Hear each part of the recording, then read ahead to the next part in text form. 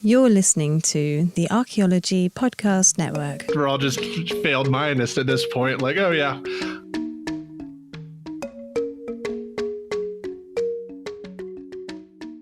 Welcome to episode 4 of a Life in Ruins podcast. I'm your host, Carlton Gover, and I'm joined by my co-hosts, Connor Johanna Nanananananan and David Howe. If you've been following us for a bit, you might notice that archaeology isn't just pyramids or that ancient aliens bullshit. It's the study of human behavior.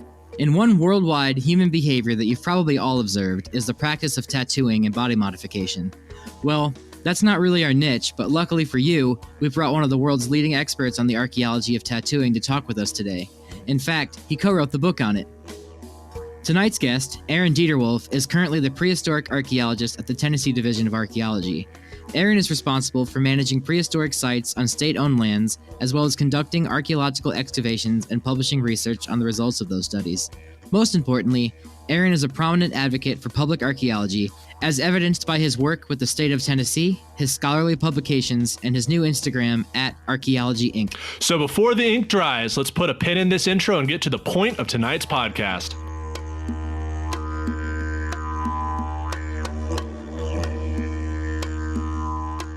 All right, welcome to a Life in Ruins podcast. We're here with Aaron Deter-Wolf. Deter-Wolf. So Aaron, let me ask you the pertinent question of the day. How's the Nashville traffic? Nashville traffic is lousy, man. Thank you for asking. Yeah, did you survive today?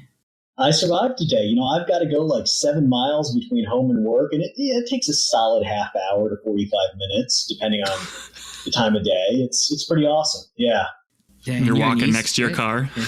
Yeah, right. Yeah, no, it's years ago when I had fewer kids in the picture, I was actually with bike commute, and that took about half an hour or 45 minutes. So now I'm just kind of losing ground, I think. Yeah. Oh man. Yeah. For those of you who don't know, Nashville is kind of one of those like big booming cities right now, and it used to be like a semi-quieter city, and now it's just like you can't go like anywhere without just being like in LA like traffic. It's crazy. Let's get into the meat of the podcast today. So, Aaron, would you like to tell the audience a little about who you are? We want to have you on here today to talk about anthropology. So, if you want to frame who you are in an anthropological sense for the audience, I'll let you take the reins. Oh, good. So, I appreciate you guys having me. So, my name's Aaron, and in my day job, I am the prehistoric archaeologist for the Tennessee Division of Archaeology. We're part of the Department of Environment and Conservation with the Tennessee state government. So, under that big umbrella is everything from us to state parks to, stream water management to natural species to crayfish, everything in between. And we are a very small cog in this much bigger state government entity.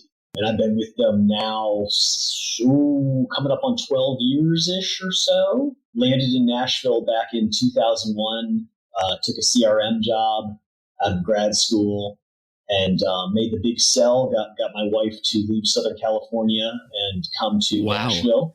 Yeah, right? Yeah, about every February she reminds me of that. They're like the exact same place, right? There's nothing different between. No, it's 100% the same. Yeah, especially palm trees or the summertime. Yeah, it's great. Anyway, we made the big sell and was sort of in the right place at the right time when a gig with the Division of Archaeology opened up. And at the time I came on, I was, I think, the first new hire in about 20 years. And since that time, we're sort of reloading as people retire. So since I started, we've hired another 5 or 6 people. It used to be I thought I was gonna be the guy in Office Space, right? Like eventually, state archaeology would be like me in the bottom of the LNC tower with a filing cabinet, and they start locking my door and not letting me in. But no, we're with it, man. We're gearing up for the future, so we're great. You still have your red stapler? Yeah, that's right. I still have the stapler. Yeah. For the public audience here, Aaron, would you mind explaining that? Does every state have an archaeologist? Is that like a common thing? As far as I know, every state does. All states are come under the Section 106 of the National Historic Preservation Act. So, in the very least, there's a SHPO, State Historic Preservation Officer. And part of the SHPO role is to permit archaeological projects that receive federal funding. most states then also will have state permitting related to projects that touch on state lands or, state waterways or things like this. And so our office broadly handles both the federal and state permitting process. And then I actually am not a part of that. I'm part of then the information gathering and disseminating wing, archaeology propaganda. Can we call ourselves that? So working with old collections and doing site inspections. When someone's building a new shopping center in Nashville and it's prehistoric remains, which is like every Tuesday, I'm the guy that gets called about that. Independent research, educating the public, all of these sorts of things. Very cool. So, in your early life, what kind of got you into anthropology or archaeology? Yeah, so my dirty secret is that I don't actually have a degree in anthropology or archaeology. Right? Just kidding. Turns out you can play in the pool without the papers. Yeah. No. So I thought I was going to be a Mayanist, along with so many other people, and got interested in that in high school and took a class my freshman year of college on Maya art and archaeology and just kind of fell in love with it. Where I went to undergrad did not have a 4-field approach archaeology program. So they had a cultural anthropology department, and then separate from that, a biological anthropology department. I think it's like evolutionary anthropology is maybe the real title. Anyway, and no archaeology. So archaeology sort of fell under the classical studies department at my school. And so what that meant is that once I figured out that, hey, maybe I wanted to do archaeology, I kind of had no place to go because I didn't really want to major in classics. And so I ended up doing art history instead. And the reason for that was because it sort of gave me this venue into looking at, broadly ancient art, ancient artifacts from around the world. And sort of just became this giant choose your own adventure process. I found a field school in Belize after my freshman year of college and went down and did that. Then sort of engaged in this process of, so I'm going to date myself a little bit here. The internet was kind of a thing at that point, but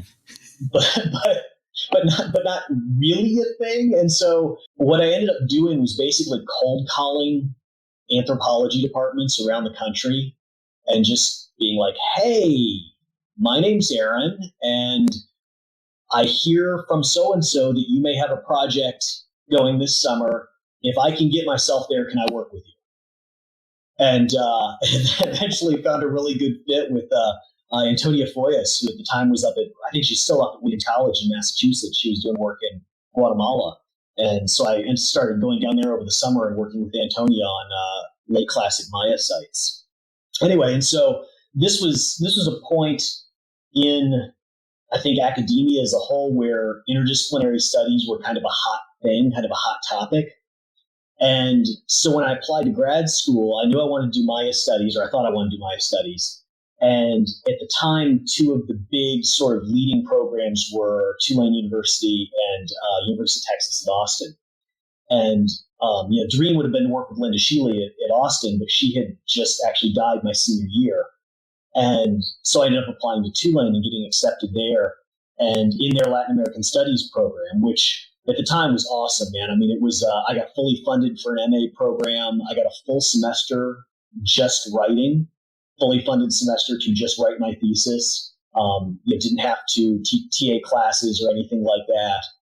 And because of the nature of the program, you got to pull classes out of different grad departments. And because of all the folks that were at Tulane, they had a fantastic Latin American history department, fantastic art history department. Elizabeth Boone's down there. She does Aztec codices and Aztec art. A lot of the anthropology classes are cross-listed in art history for that reason. And so I got to sort of pick and choose out of all those different classes and sort of build my own program on the way.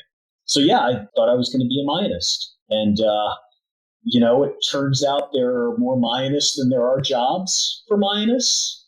That sounds about right. Yeah, right. Like you can't turn around in Belize without running into another Mayanist. And So midway through my second year of grad school, I sort of looked around the program and was like, man, there's at least a dozen people here who I think deserve those jobs before I do, right? Who have the love and have the knowledge and should be professors.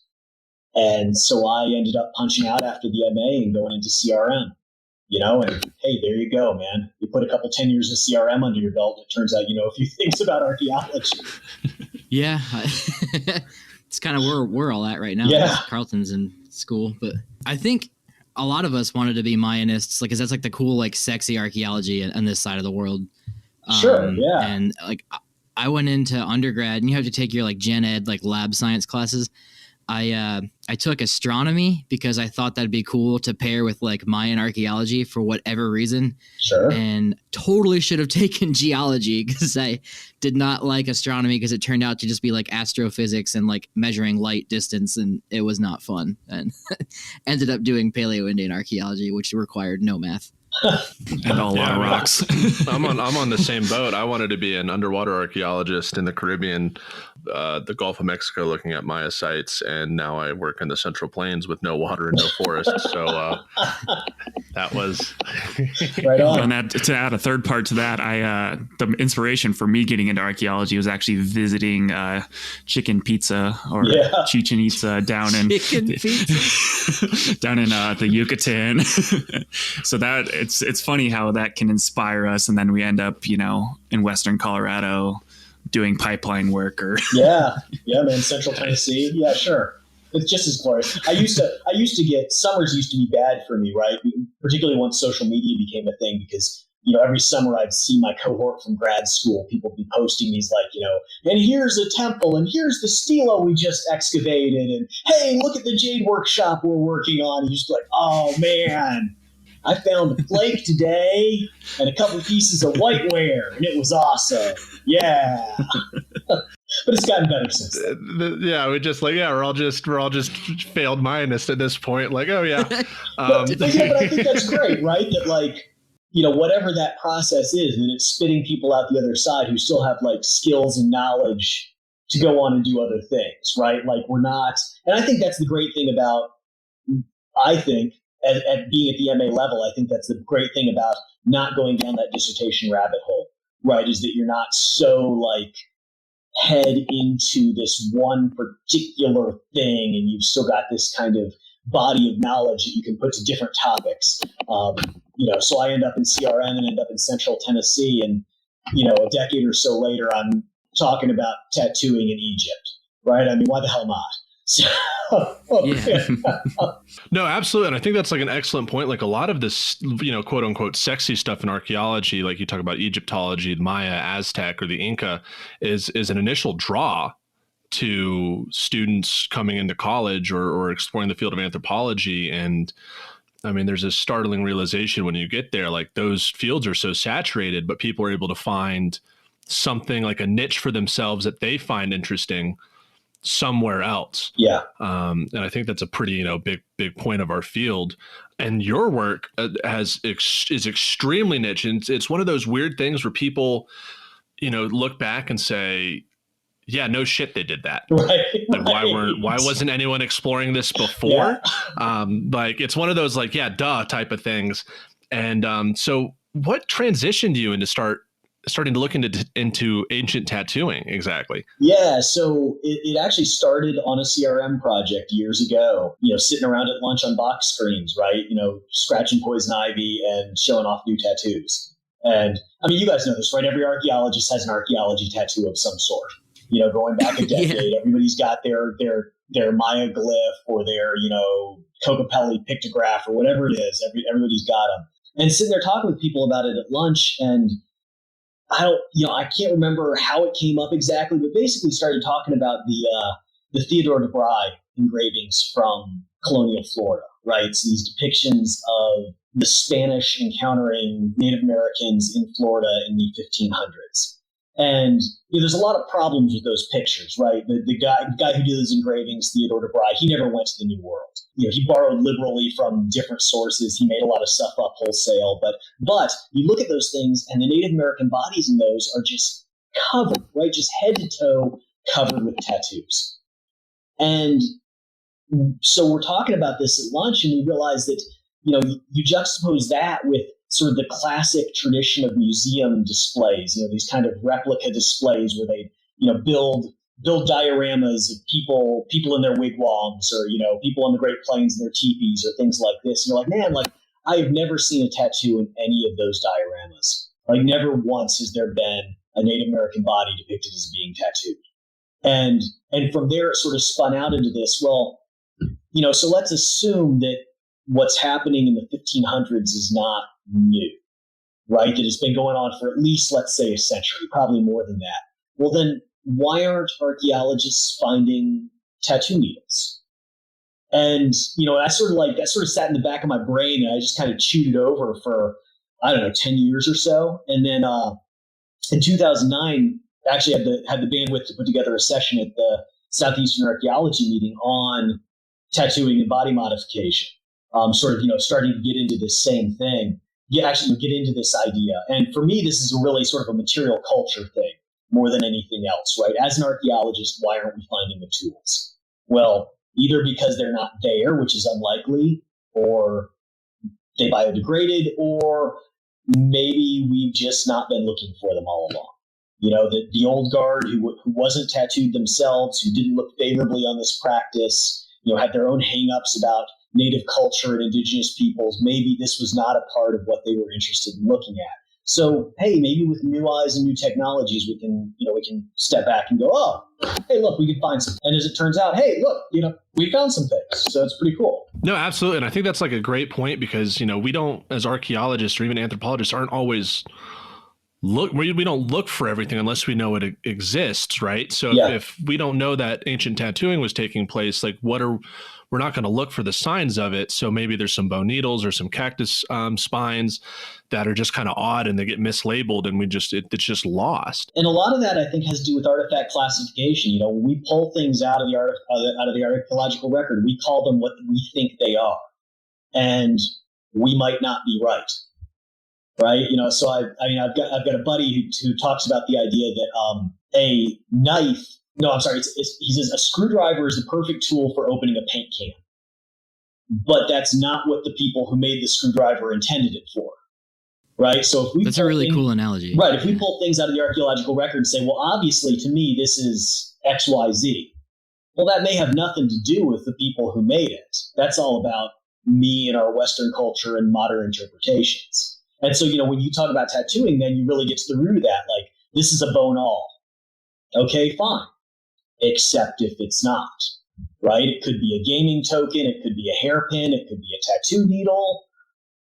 When we call it a bone awl and throw it to a museum, that's all it's ever going to be, unless we can get back at that somehow. That's been a lot of my stuff, is sort of the technology, looking at the wear patterns and technologies and things that we can use to reassess these old identifications. Yeah. And real quick, could you explain what a bone awl is and what it looks like? Yeah. So bone awl is basically a pointy bone piece, right? So it's a piece of bone of any type, animal, human, fish, bird, that is longer than it is wide and has a point on at least one end.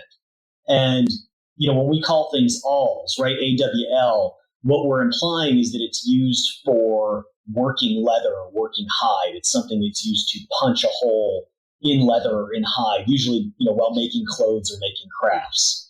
So when we call something an awl, it's basically shorthand for pointy bone thing. Well, we need to go to our first break, but after the break, we will learn all about tattooing in the next session. Well done. There we go. Yeah. I was going to do like a little voice for this, but I had to do the all joke. All right, we'll cut to break. And we're back to the second segment with our guest, Aaron Deter-Wolf. So, Aaron, you started out as a lithics guy. So you studied stone tools, and now you're trying to be more holistic. Is that correct?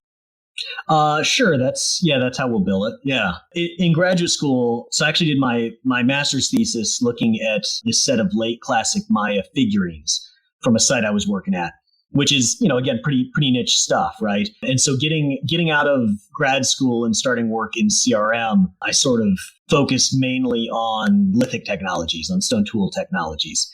And that was great. But once I started doing more research, sort of getting back into actually trying to, do academic work, actually publish things that meant something more than just like your average CRM report, right? So, for your listeners who haven't done CRM, right, these are the worst things in the world. It's the report you write after you do a cultural resource management archaeology project. It's incredibly dry. It involves a lot of boilerplate. It's basically like just a catalog of everything you found. And if you're lucky, there's a little interpretation in there. And so once I started focusing more on interpretive stuff, I started realizing that lithics was kind of lousy for that, at least for me. The other thing that happened was I started having a really productive research partnership with my colleague, Tanya Perez, who is down at Florida State, and she's a zooarch. And so, once you start working with somebody who knows animal bones, right, it opens your eyes to this entirely new world of possibilities for interpretation. And it sort of took me out of that lithic silo and sort of got me thinking more about, great, so there's stone tools, or there's animal bones, or there's, this or that. Well, what does that actually mean, right? So what does this actually tell us about the people who made them and used them? So if we can step back out of counting flakes or talking about even the biface manufacturing sequence, right? How many primary, secondary, tertiary flakes there are, and instead look at what that could mean at a human scale, both site-wide and in terms of the individual person making those artifacts, I think we learn a lot more about the people in the past. And so over the years, then that's sort of become this sort of bigger thing in my research. A lot of the sites that I work with just by default have been archaic period. So forager societies, let's say circa 3,000 to 8,000 years BC-ish, 10,000 maybe BC, depending on where you go. And, we sort of have this traditional idea of forager societies, of hunter-gatherers as kind of, living in peace with the landscape, not making a big dent on their environment, not being very complicated socially, perhaps not having what we recognize as religion or ritual, and all that's crap, right? That's all just unadulterated horseshit.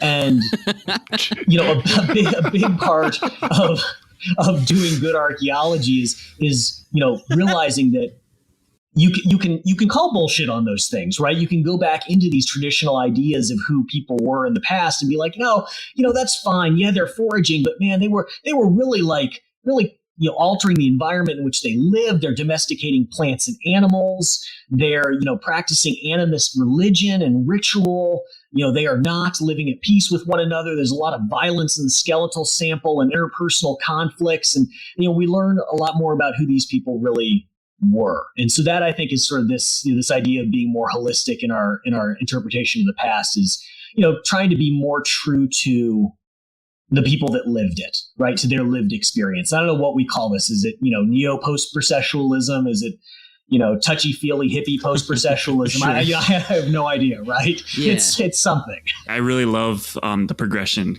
because I did the exact same progression. You starting out as like a Mayanist, and you're like, okay, let's get into lithics, because that's what you find on these projects that are really interesting and cool and give you these dates. Yeah. And then you've kind of either you stay in that lithic silo, like you were saying, or you kind of go down different avenues. And for me, that was like using GIS to do spatial analyses. I just think it's awesome that that's kind of how you ran your life. And I don't know how normal that is, but it feels pretty normal to me. It's like, oh, these sexy points, I found them at field school, I want to study these for the rest of my life. And then I don't know, it just kind of sometimes doesn't pan out like that. Yeah. Right. And I think a lot of that's to do with like what you work with. It's the right tools for the job and the right theory for the job. If you're talking about like Paleo-Indian archaeologists, there's only so much they can use, and it's campsites, kill sites, and stone tools. They don't have pottery yet. They don't have some of these other things. And, things deteriorate in the archaeological record. And, if you're dealing with a site that's, 10,000 years ago, what's really going to remain? And so what can you surmise theoretically for some of these things? Like we mentioned religion or some of these other lived experiences, like those don't always remain. Those rarely remain in the archaeological record, because that's a lived experience that doesn't get absorbed into the ground. Well, and, I think partnerships are important for that too. like I said, I've had this really incredibly productive partnership with Tanya Perez over the last decade now, and part of that is this natural progression of when you get people together, and I think that's really the best thing that happens at conferences, right? Is we all sit down, we have a couple 3 beers, and then someone says something like, "But how do we know that Ötzi's tools were hafted in this way?" And and that leads to this 2-hour discussion. And then, 3 days later, everybody's like, I think we said something about Ötzi's stone tools a couple nights ago. Let's work on that. Yeah. And, and it sort of builds these collaborations then going forward. And I think that's the best thing for all of us, right? Is knowing who we can talk to. Because I think it's that idea of silos, right? We all know we know a lot about very specific topics. And we got to be willing to, add people into our research, right? Add second and third and 12th co-authors to what it is that we're doing. Bring the best minds and the best topics to bear, and also then be willing to share our knowledge with other people. Try to lift each other up, right? It's that the rising tide floats all boats idea. Yeah, fair enough. And just to real quick, just to recap, Ötzi is a 5,300-year-old individual that was found. He's a mummy. He's basically freeze dried, that was found in the Alps bordering Italy and Austria. Yep. Perfect. And he had 61 tattoos on his body, and was found with completely preserved. And you can even see the wound that killed him. Like, it was an amazing forensics cold case that dates over 5,000 years ago, and he's in archaeology especially. Yeah, straight up cold case on so many different levels. He is just huge in archaeology because we have a freeze-dried person with all of his clothes. We have the pollen that's in his stomach from the food that he ate. We can track his movements throughout the Alps within the period that he died. We can see how he died. I'm pretty sure it was a projectile point that went through his back and into it severed an artery in his shoulder, and he just bled out and was left there. And it's one of those things like, why did he die? And then more specifically, his tattoos are extremely interesting and are talked about what their function was. And would you be able to elaborate on your thoughts on the tattoos on Ötzi, Aaron? Sure. Yeah. So, 1992 or 1993, I think they found this guy melting out of the ice on the Italian side of the Alps. And there were marks on his body that were visible when he was first pulled out of the ice. And in some of the very early news coverage of the find, you find a couple places where people surmise that because he had these tattoos, surely he was a highwayman or someone of ill repute that must have, been turned on by his gang and left to die on the ice, right? So it's this fantastic example of the sort of biases that can shape this work. But we know now that there were at least 61 tattoos on his body, and most of his epidermis is gone, right? Most of his epidermis disappeared because of exposure to the glacier. And tattoos sit basically at the juncture between your dermis and your epidermis. So, think about that in terms not only of the chances that this guy is going to survive under a glacier, but that just enough of his skin disappeared, but not too much. Who knows? Another 100 years, none of those marks may have survived. They all that carbon may have been sucked out into the surrounding ice. Yeah. So it's this incredible happenstance that this body was ever preserved to begin with. And there's been a lot of these talk about his tattoos that they are groups of lines. There's a couple of cross shapes.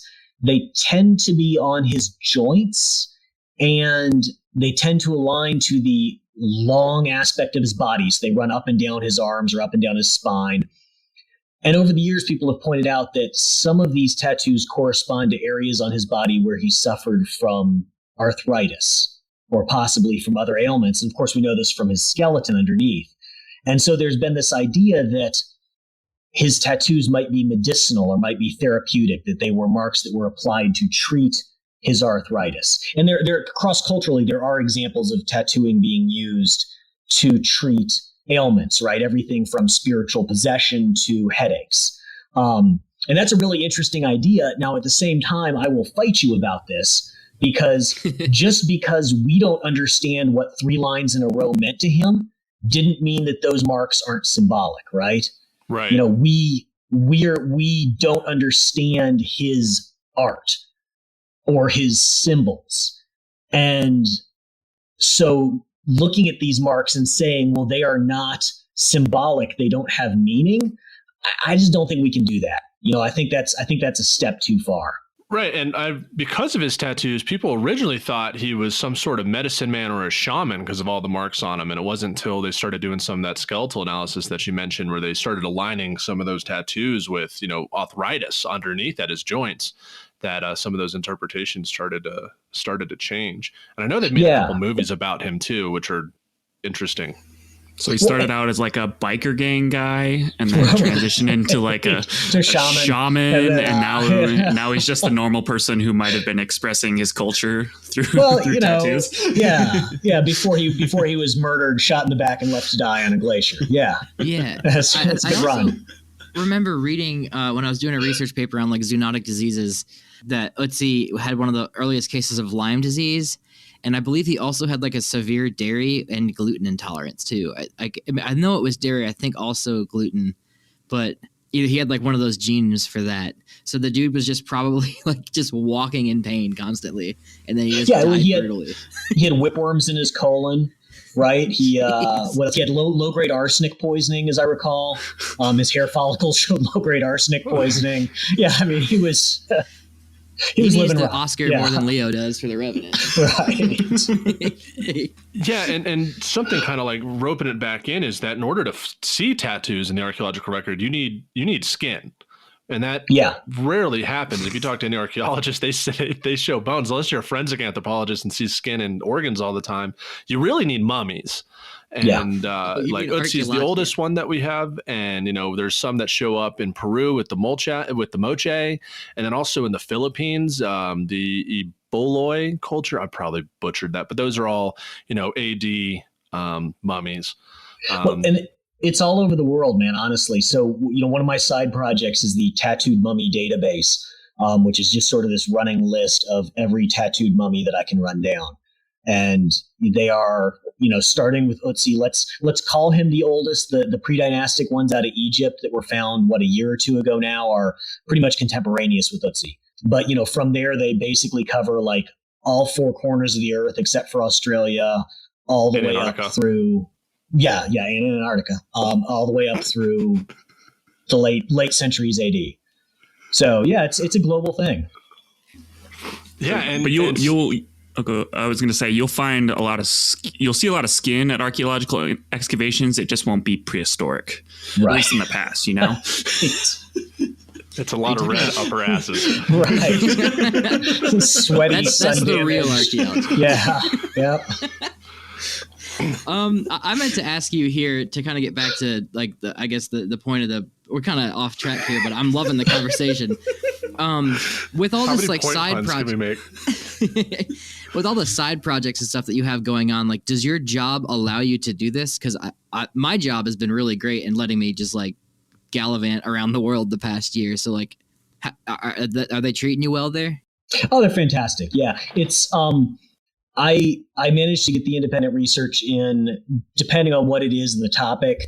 I have some leeway if it can be tied into, my local archaeology, for example. So looking at tools from here in Tennessee or looking at Native American questions, I have leeway to do that to a greater or lesser extent. When I start looking at things like Egyptian mummies or things like that, that's a little more on the old vacation time there. Okay. You were teaching at MTSU at some point too, right? And was it on tattooing? Yeah, so I've been adjuncting a class down there for them since 2009 or so. Just about every semester I'll teach there, or teach a section of Intro to World Prehistory, which is just a non-major gen ed course.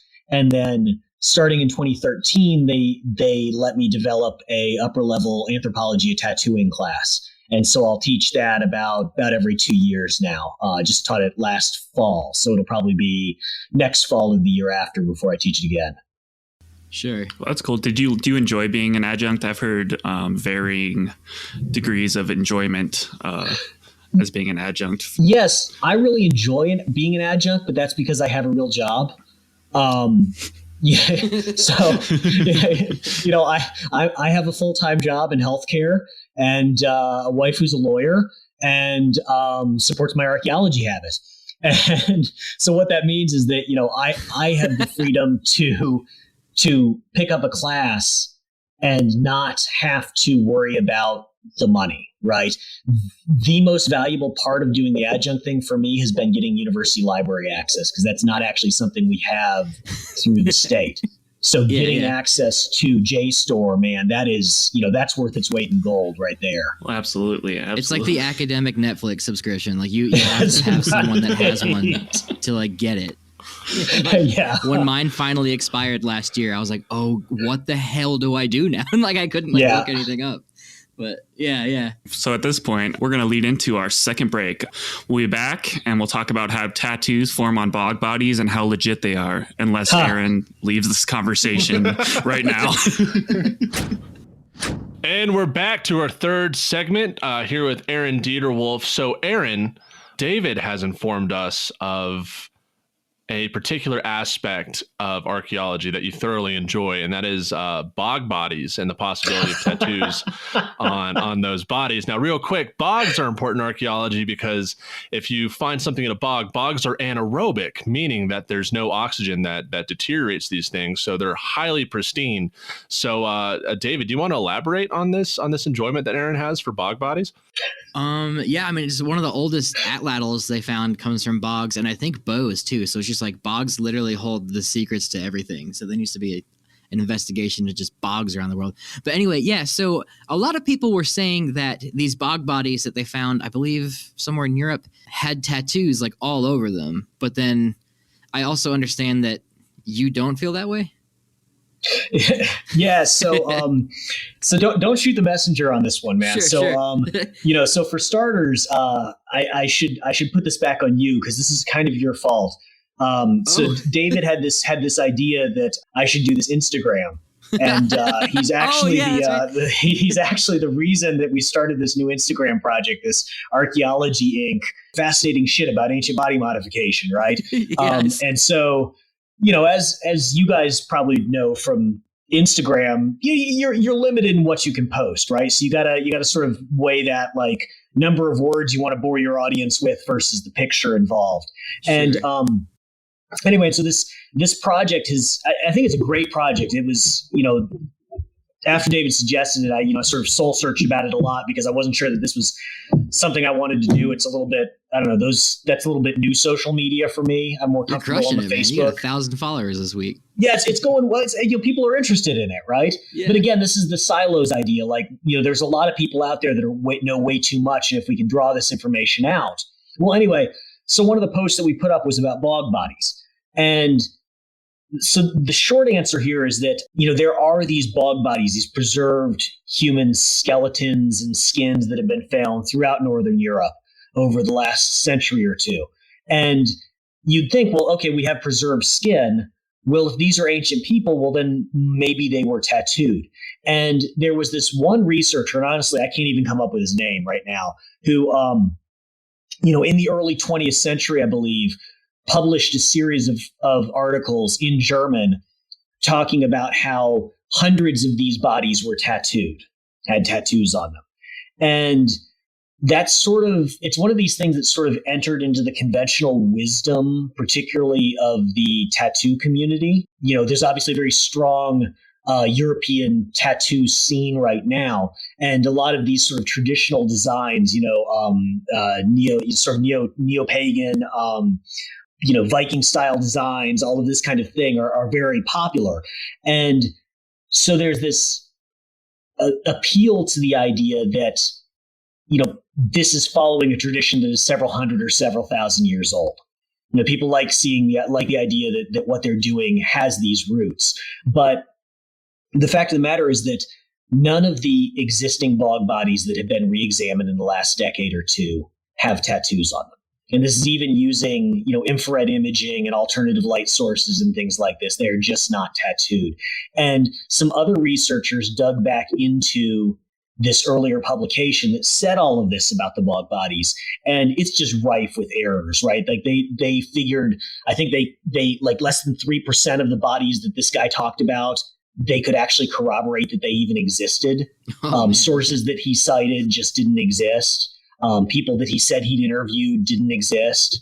All these kinds of problems. So it basically just comes down to this, like, it seems to basically be this one guy's fantasy. It may have been rooted in the fact that he published this around the same time that the Pazyrak bodies in Siberia were found, which is these very famous Iron Age horse rider culture with these fantastic animal designs all over them that were recognized as being tattoos. And so maybe he was interested in getting that same kind of attention. We just don't know. He's not alive anymore.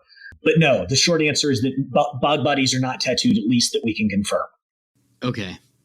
And someone on your Instagram had like kind of poked or had brought that up, right? Is that, yeah. Because that's something I wanted to talk about, like with this new frontier, as it were, that you and I are venturing into with the social media archaeology. Like, I've gotten some weird comments on things too, and it's like, not only do we like make ourselves the spokespeople for our various niches, but like then we also have to like police that kind of, it's like, you're like, yeah. How do you break someone's heart, right? It's like breaking up with someone. Yeah, you gotta be like, it's not you, it's the bog bodies. We can still be friends. And like you just want to keep up like the good science, but then I'll get some like weird like comments in there about, like, someone once said, like, I doubt that wolves and dogs are the same thing because, like, I think fennec foxes look just like chihuahuas. And I was like, well, like, fennec foxes are foxes and not so, like, I just like didn't know how else to like say it without, like, I don't know, I'm getting into something different. No, but it's true. That's constantly an issue with public outreach and archaeology, right? I'm sure you guys have been in these situations where you give public presentations or, you're talking to elementary schools. I mean, the perfect example, right, is, I go talk to my son's elementary school and, the first thing you say is, hey, archaeologists don't dig up dinosaurs, blah, blah, blah, blah, blah, right? And then you finish and you ask for questions and 13 hands go up and every one of them wants to tell you about the Tyrannosaurus skull they found, right? Sure. It's anytime you talk to the public, there's that question of what gets through and what meets up against the episode of Ancient Aliens that they saw last night. And so, you're going to field questions about giants and about aliens and about, the lost tribes of Israel and the gold scarab beetle that was buried on Lookout Mountain in Chattanooga. And, take your pick, right? And part of it's learning to deal with those things as they come up in public settings, where you want to be appreciative of the fact that people are interested in this topic, and you want to tell them the truth or the archaeological truth as we best understand it. But you also don't want to tell them they're idiots because that's not doing anybody any good. Yeah, that's kind of what I was getting at. Yeah. And so you got to find that middle ground. Yeah, it's how much time and energy do you want to like put into correcting people at some junctures. I mean, being in the social media world and talking about things, you often it's like, how much time do you actually want to put into it? Well, especially if you have like 1,000 followers or something, that's a lot of time to put into it. Yeah, absolutely. Yeah. And I was just at a recent family event. My niece graduated and, it was my American Indian family and they were asking me about giants in the archaeological record. I get that a lot. Yeah. I'm like, I'm sorry they don't exist. And then my cousin was just like, well, I know this high school social studies teacher who says he's found giants and he knows they exist. And I'm like, congratulations. I don't know what to tell you. They don't, they're not around. Yeah. Like, and with, like, I can imagine with you, David, with ethnocynology, the stuff that you get, and even like now that we're branching out. It warms my heart. Yeah. Okay. I'm glad. I don't know what to tell you. But like just some of these other things, it's just like with other public outreach events, you get comments from people. Like I did a YouTube interview where I was talking about human sacrifice, and the amount of comments I got from that, it was just like, I don't have time for this. I don't have time to address every single ridiculous question or comment that I've gotten from this. I have a PhD student, like. Anyways, so like what kind of, from your Archaeology Inc., and I absolutely love that Instagram, by the way, like that's just phenomenal. Oh, good. Thank you, man. Yeah, it's been like great. what are some of the more interesting comments or questions that you've received from this public outreach venture? I have actually not received a lot of comments yet. At the beginning, there was some pretty good dialogue going between a couple of us that are contributing it to it and a couple of our friends. So, this is this sort of social media interaction that had been happening sort of out of the public eye, right? University of Facebook that had been going on for a long time. And some of those discussions then started taking place in the comment sections of the Instagram. And I think those are great. And, they sort of balance between like, people who are very hard and fast, like, science is science and, everything else is bunk. And people who then, because of the subject matter, may lean more towards, sort of new age mentalities and ideas. New age spirituality is related to tattooing and body modification. And, there's a lot of common ground there. But, if it swings too far either way, someone's going to call someone an asshole and ostracize other people, right? Yeah, and so keeping it civil is, I think, really, really important. So far, I've gotten some really nice comments along the way, but there's not actually a lot of discussion that's happened. And I'm not sure why that is. Some of it may be that, like, when I'm talking about these South American mummies, maybe there's just not enough people that know enough about them to kick into that. Sure. I'm not sure what the reason for that is at this point. Maybe that just comes with like more followers. I've kind of often wondered that too. Like just either that or like sexy, audience. The sexiness of the Dude, archaeology meme, like. All you have to do is drop something about evolution, and the absolute vitriol that will occur is just amazing. I don't know if you have this guy named Archaeology Gains, his Instagram. I hope to God he follows. Yes, I absolutely love watching his posts, and then because he'll comment people and he'll roast them, and it makes my day because I'm just like, this is our Instagram warrior right here, and I'm pretty sure he's a follower of this podcast. So if Archaeology Gains is listening, dude, you have my full 100% support. So I had a really interesting experience with a co-author recently. This guy, Andrew Gilworth Brown, who's out at University of Washington, he brought me on. I rode shotgun with him on this paper identifying this 2,000-year-old cactus spine tattoo tool from Utah. And I don't know what happened. It hit at I think their university did a really good job putting it out on Eureka Alert, and it hit at one of these weird media moments where it just blew up. And so, different media outlets are covering this story, stealing text from one another and copying and pasting without editing and, writing their own things about it without talking to the authors and all of this. But of course, the comment sections on those stories are just a hot mess, man. I mean, internet comment forums are just terrible to begin with. And when you get into a topic like tattooing, it's just freaking awful. But so in a lot of these stories, people were, just kind of off the wall theorizing. And Andrew did a fantastic job of actually like taking the time to track all of the coverage and actually going into the comment sections using his real name, not being like archaeologist 420, but actually like using his real name as a handle, just to pick one. I don't know that guy. I'm sure he's out there.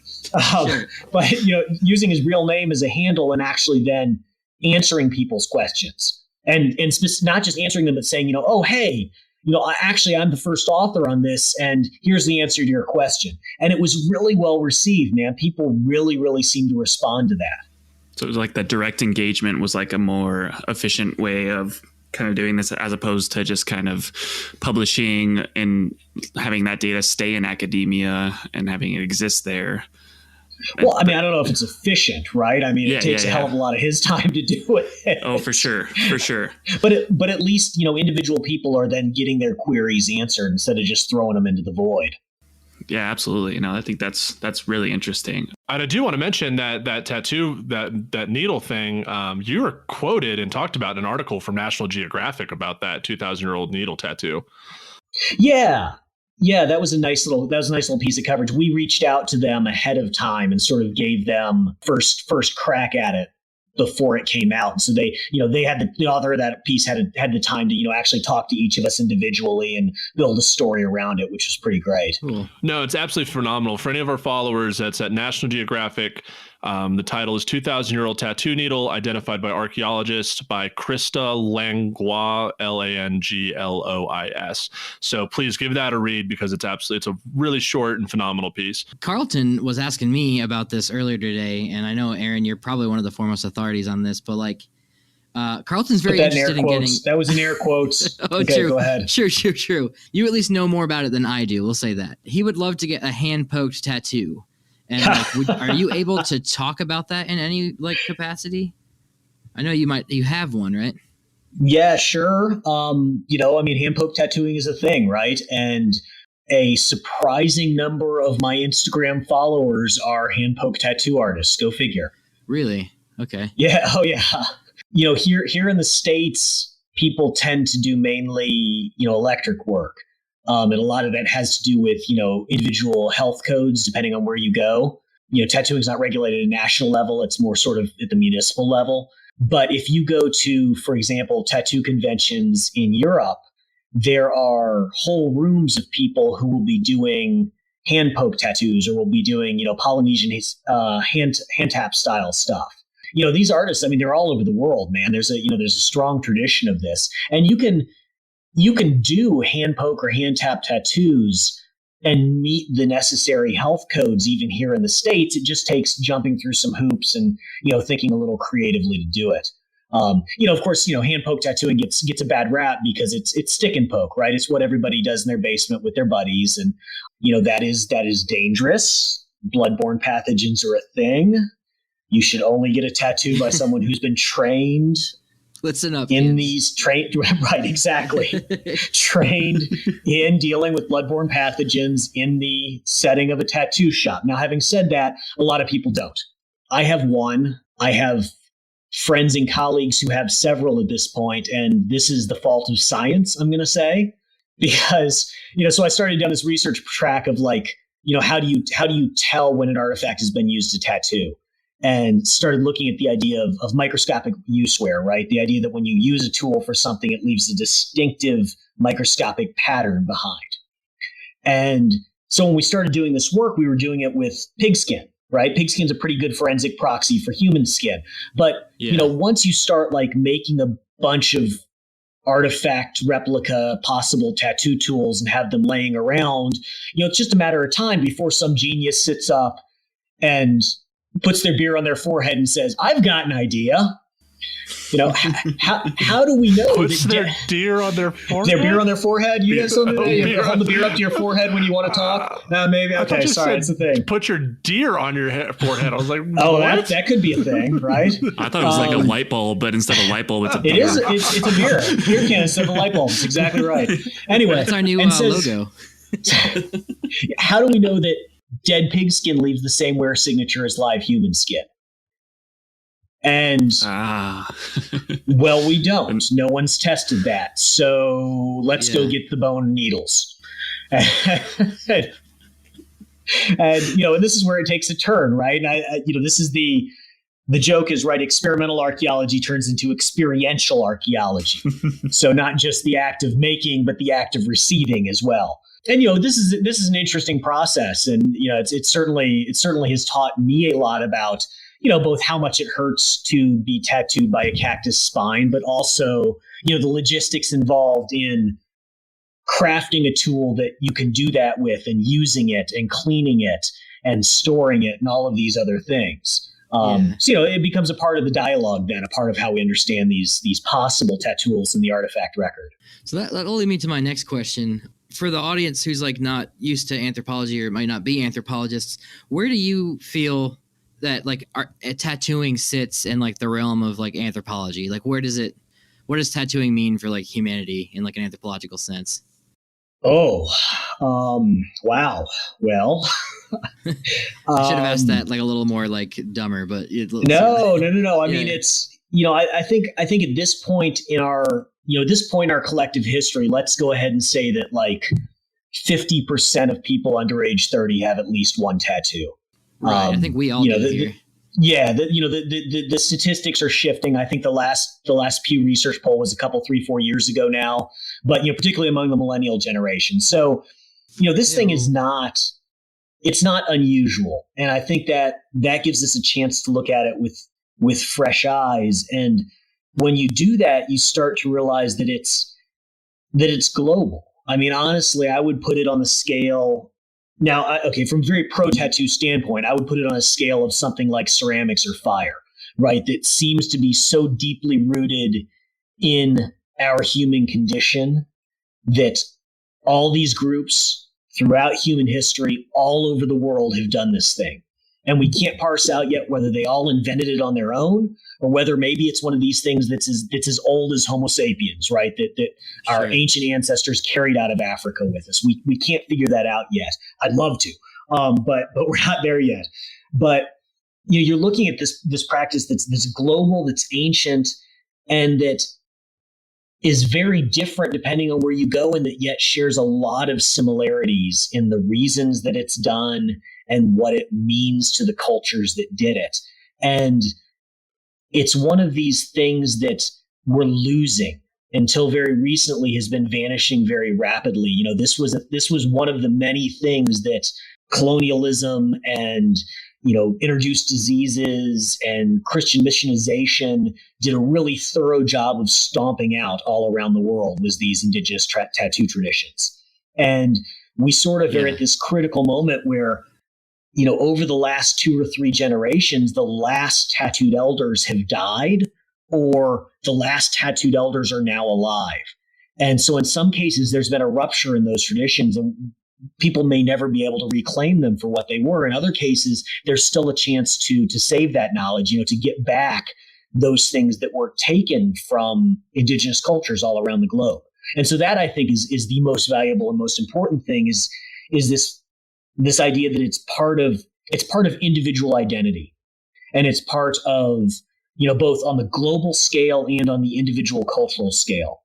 And that if people can refine that, it helps us all sort of find a center, find a place in this global culture, while also manifesting, the things that are good about our individual cultures, about those individualities, about that uniqueness that different cultures have.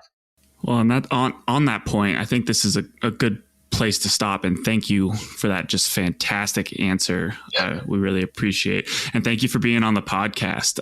Because this is called A Life in Ruins, we always have to ask at the end, if you had your choice, would you do it again? Would you be an archaeologist? Yeah, absolutely, man. No doubt about it. I have landed in a great place. I think I'm really lucky compared to some of my peers as far as the job that I have and the structure that I have to work in and the research that I've been doing, but I wouldn't trade it for the world. It's what I want to do, and it's what I really love doing. Well, thanks, Aaron. Awesome. And we're going to shout out his Instagram at Archaeology Inc. That's right. And we just interviewed Aaron Deter-Wolf, an archaeologist who studies tattooing in the past and who works for the state of Tennessee's Division of Archaeology. So we'll see you next time.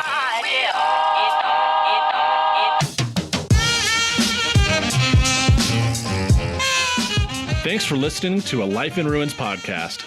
You can follow us on Instagram and Facebook at A Life in Ruins Podcast, and you can also email us at alifeinruinspodcast@gmail.com. And remember, make sure to bring your archaeologists in from the cold and feed them beer. So I've never understood this before. Why is it so hard to find evidence of tattooing in the archaeological record? Jesus Christ, I don't know. I don't know. Why? I mean, you could describe it as finding a needle in a clay stack, but not always clay. Some gravel stacks or stand stacks. You're off. You're fired.